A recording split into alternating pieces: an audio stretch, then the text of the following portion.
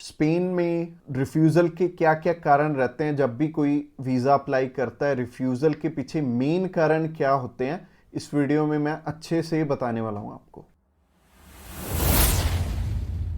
Subscribe कीजिए हमारे इस चैनल को और टूरिस्ट वीज़ा में आने वाले अपडेट्स के बारे में अप टू डेट रहिए। तो जहां तक बात की जाए आज के टाइम में रिफ्यूज़ल्स की, रिफ्यूज़ल रेट बहुत ज़्यादा पीक पे हैं और जैसे कि मैंने बताया 4 बारी अप्लाई करके 5 बारी अप्लाई करके भी लोग बैठे हैं जिनको कि समझ में नहीं आ रहा कि उनका रिफ्यूज़ क्यों हुआ है। तो सबसे बड़ी इसमें दिक्कत होती है रिक्वायरमेंट्स की। एक एम्बेसी की जो रिक्वायरमेंट है ना, वो ना तो आपको किसी साइट से मिलेगी और ना ही इसमें इलेबोरेट आपको एम्बेसी करेगी, चाहे उन्हें खुद फोन लगा लेना, चाहे आप वीएफएस को फोन लगा लेना, वो भी आपकी हेल्प नहीं करेंगे। और तीसरी चीज आती है यहाँ पे कंसल्टेंट्स।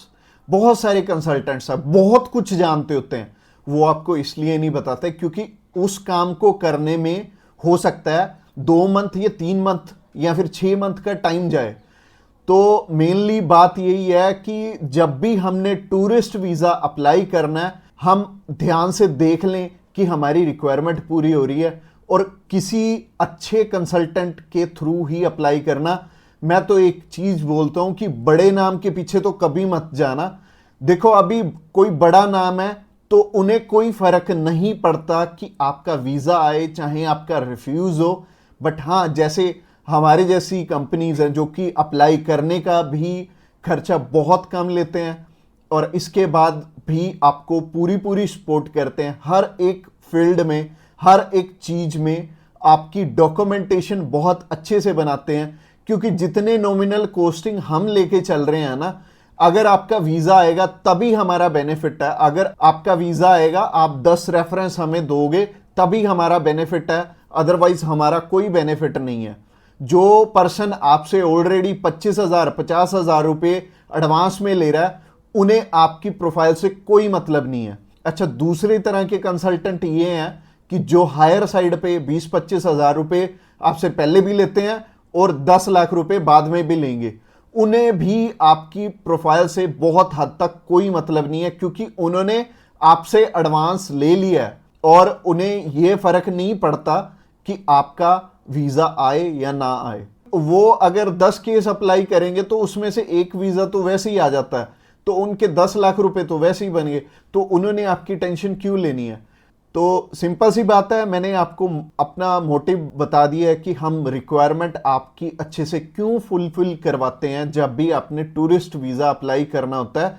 क्योंकि हमें आपसे बहुत कम पैसे मिलने हैं। अगर आपका वीजा नहीं आएगा, आपसे हमें रेफरेंस नहीं मिलेंगे, तो हमारा फायदा ही नहीं है इस काम में आने का। इसके अलावा पहला रीजन तो हो गया जो कि रिक्वायरमेंट के ऊपर है कि रिक्वायरमेंट अपनी बहुत अच्छे से समझ लेना और पूरी कर लेना, तभी वीजा अप्लाई करना। और दूसरा रीजन है कि आपके फाइनेंशियल डॉक्यूमेंट्स बहुत अच्छे से फुलफिल नहीं हुए होते। तो फाइनेंशियल डॉक्यूमेंट्स अगर अच्छे से पूरे नहीं होंगे तो एम्बेसी आपको वीजा, आप ही बताइए, कैसे देगी? उन्हें एक प्रॉपर प्रोफाइल चाहिए, उन्हें ऐसी प्रोफाइल चाहिए कि स्टेप बाय स्टेप आपके सारे डॉक्यूमेंट्स आपस में मैच कर रहे होने चाहिए। जैसे कि आपका जो ऑक्यूपेशन है, वहां से आपकी कितनी मंथली इनकम आ रही है और क्या वो उसी प्रोफेशन से इनकम आ रही है आपकी, और आपके फाइनेंशियल्स आपस में मैच कर रहे होने चाहिए, तभी आपका वीजा लगेगा। तो अगर आपको नहीं पता है कि आपके फाइनेंशियल मैच कर रहे हैं या नहीं कर रहे, तो आप क्या कर सकते हैं? आप अभी हमें कॉल कर सकते हैं, आप जान सकते हैं कि आपके फाइनेंशियल अच्छे से मीट कैसे होंगे। और कॉल तो आप इस वीडियो के एंड में ही हमें करना, क्योंकि आगे जो रीजन है वो भी बहुत स्ट्रॉन्ग रीजन है कि आपका वीजा इन इन कारणों से भी हो सकता है। प्रोफाइल का तो मैंने आपको बता दिया कि आप हमें कॉल कर लेना। इसके अलावा जो तीसरा सबसे बड़ा रीजन है वो है कि आपके यहां पे इंडिया में टाई स्ट्रॉन्ग ना होने, यानी कि इंडिया में आपका कोई ऐसा रीजन नहीं है कि आप वापस लौट के आओ। जैसे कि मैरिड है अगर कोई, तो उनकी वाइफ उनका रीजन बनती है वापस आने का, और अगर कोई अनमैरिड है उसको थोड़ी सी प्रॉब्लम ही आती है। बट इसका भी सोल्यूशन है कि आप बेटर है, अगर आप 20-21 साल के हो, 22 साल के हो, तो बाहर जाने के लिए मैरिज तो करोगे नहीं, तो कर क्या सकते हो, आप अपनी मम्मी या फिर अपने पापा में से किसी एक जने को अपने साथ में अप्लाई करवा लो। इससे क्या होगा कि अगर मम्मी आपके साथ जा रही हैं, आपका नहीं है वापस आने का स्ट्रॉन्ग रीजन, बट उनका बन गया, तो उनके चक्कर में आपका भी वीजा आ जाने वाला है। तो आप कर कह सकते हो या फिर मम्मी या फिर पापा को अपने साथ में अप्लाई करवा लो, तो ज्यादा अच्छा रहेगा, आपका भी टाई स्ट्रॉन्ग हो जाएगा। तो तीसरा रीजन हो गया। रीजन नंबर 4 की तरफ बढ़ते हैं। और जो चौथा रीजन है वो ये रीजन है कि आप यहां पे घूमने के लिए जा रहे हो, आपका पर्पस मैटर करता है। जब आप कवरिंग लेटर बना रहे हो तो कवरिंग लेटर ये तो आपके हाथ में नहीं है, ये तो आपके कंसल्टेंट के हाथ में है कि आपका पर्पस बहुत ज्यादा स्ट्रांग होना चाहिए, तभी आपको एक कंट्री वीजा देगी। और वीजा उन्हीं को मिलेगा, लाखों लोग अप्लाई करते हैं जिनका की एक पर्पस होगा, जिनका एक कारण होगा बाहर जाने का। वीजा सिर्फ उन्हें ही मिलने वाला है जिनका एक रीजन बहुत ज्यादा स्ट्रांग होगा। तो रीजन बहुत ज्यादा आपका स्ट्रांग बनाएंगे अगर आप हमारे थ्रू अप्लाई करेंगे। तो ये चौथा कारण था आपका वीजा रिफ्यूज होने का। और ये 4 कारण ही हैं जो सबसे बड़े रिफ्यूजल के आपके चांसेस बनते हैं। जिन कारणों के पीछे ये चारों चीजें अपनी ठीक कर लो, और जैसे मैंने पर्पस में बताया, पर्पस आपका बहुत ज्यादा स्ट्रांग हो जाएगा अगर आप हमारे थ्रू अप्लाई करेंगे।